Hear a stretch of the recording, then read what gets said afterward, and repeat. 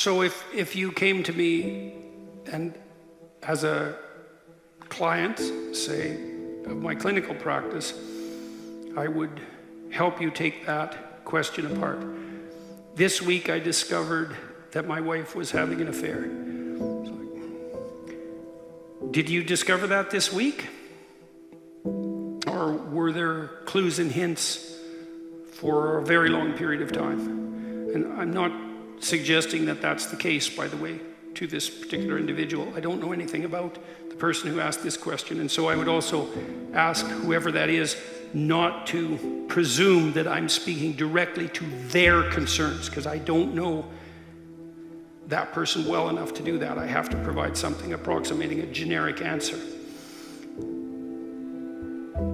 In order for that to be rectified, you need to know what exactly happened here. What's the significance of this event? And that's one vicious question. Now, the person asking the question also leaps to an immediate conclusion. So there's a big problem here. My wife had an affair, question mark. What's going on?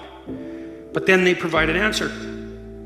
I still love her, and what's the next part of it exactly? Wants to know how to navigate it. Right, so the answer is I still love her and I need to know how to navigate forward. It's like, well, I'm not so convinced of that, by the way.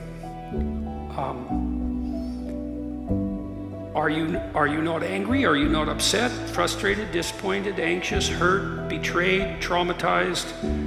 Or is there a part of you who now knows the relationship is over, and because it wasn't a very good relationship, you're thrilled because now you have the right to engage in the same sort of devious pathway to hypothetical freedom that your wife took? Because that can certainly be the case. Like when a bomb like that goes off in the midst of your life, everything is up for grabs. And so to immediately say, I still love her, it's like, yeah, maybe and maybe not. And if that's all you feel, well, then that in itself is definitely a problem, and also might be key to why it happened to begin with, because you appear to be the sort of person who can be stomped on pretty damn hard and not object. And like I said, to the person who asked this question, I am not talking about you. I don't know anything about you, and I'm not presuming. I'm just laying out the potential landscape. What other problems do you have? How long have you been married? Is the whole damn thing a lie? Is every relationship you've ever had a lie? Are you a complete doormat? Are you blind beyond capacity? Have you married someone who's psychopathic or narcissistic? Do you have a pattern of associating with people like that? Those are all questions that are going to plague and should plague you in some real sense when something like that happens. So the first issue is, well, what the hell happened? And man, that can take 1,000 hours that should have been spent in discussion with your wife before this happened, trying to get to the bottom of it. People are often traumatized by that kind of revelation, and the reason they're traumatized is because, well, imagine you have a committed relationship with someone, so you might ask, what is the basis of the commitment? And there's a hierarchy of commitment in that some commitments are more fundamentally important than others, and those are the commitments upon which all other commitments rely. And so when you set up a household with someone and you move towards a permanent intimate relationship, and hypothetically in the direction of, let's say, having dependent children, then you're doing all that based on the presupposition that the person is faithful to you, because that's one of the defining attributes of the relationship itself. And so when that axiomatic presupposition is shattered, then everything dependent on that is now questionable.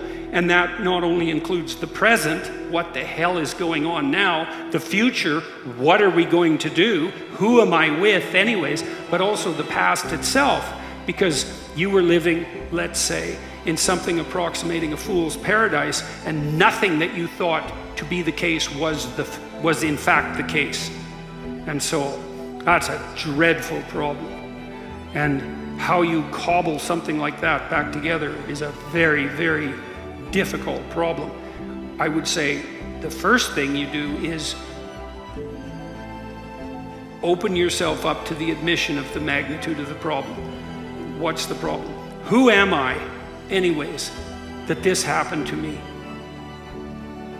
Who are other human beings that they could do this to each other? Right? So those are fundamental questions about the nature of social relationships themselves, or even about individual identity. Very, very unsettling questions. Someone I loved has the capacity for that magnitude of betrayal. That's a dreadful realization, not least in part because it also implies to some degree that you also have the same capacity. Dante wrote a book, the Divine, oh now I can't remember the name of the book, the Inferno. And the Inferno, it's from the Inferno that we derive many of our ideas about hell, our poetic, imaginative representation of the domain of the underworld domain of darkness and catastrophe. And at the bottom of hell, Dante put Satan himself, but one rung above that, he put those who betray. And betrayal is the inversion of trust, right? You can't betray me unless I've trusted you. And trust is the precondition for all social relations. And so to betray someone who deeply trusts you is to demolish the foundation of relationship itself. And so that's why Dante placed it way deep down in the substructure of hell. And so when betrayal occurs, then you're faced with all those problems. In a therapeutic environment, I would walk the person through their marriage. It's like, let's lay out the story and see if we can figure out where things went wrong. And I wouldn't presume to know as a therapist at all, because each person's catastrophe is very particularized and singular. And all I would be able to do in that situation is to listen to the account of the past, let's say, and to ask the person to clarify when I didn't understand. One thing you'll have to do to recover is to regain your willingness to trust. But it can't be naive, because look where that got you. It has to be wise and courageous. And so to recover from this, you're going to have to be able to trust again. But trust will have to be predicated on something like courage rather than naivety. And the courage is something like the courage all wise people have when they undertake a relationship, which is something like, I know perfectly well that you're chock full of snakes, just like me. But the best pathway forward, nonetheless, is for us to extend a hand in trust to each other and see if we can build a valid and solid and sustainable and iterable relationship despite our mutual inadequacies and our proclivity for malevolence. And there isn't a better pathway forward than that. And that pathway is predicated on the ability to adopt a posture of attentive trust. And so it's frequently the case that someone in this situation has to mature past their naivety, and that's a very painful thing to do, and then to regain their footing. Now, one of the pathways to forgiveness is to have the person who's wronged you confess, right? And to confess is to give a detailed and compelling, accurate, differentiated, causal account of the betrayal. It's like, here's exactly what happened. Here's the multiple instances. Here's my entire set of motivations. This is why I was so angry with you that I thought that this betrayal was acceptable. Here's why I was so impulsive and shallow that I believed that the affair was justifiable. Right? That has to go all the way down to the depths, to a depth that's as deep as the betrayal itself. And maybe once that confession has been made manifest and a plan has been put forward that is indicative of the willingness and ability to change, that a reconfigured relationship can be newly established and move forward on that basis. But man, it's a tough row to hoe and it's highly unlikely. So there's a rule in this book: do not hide unwanted things in the fog.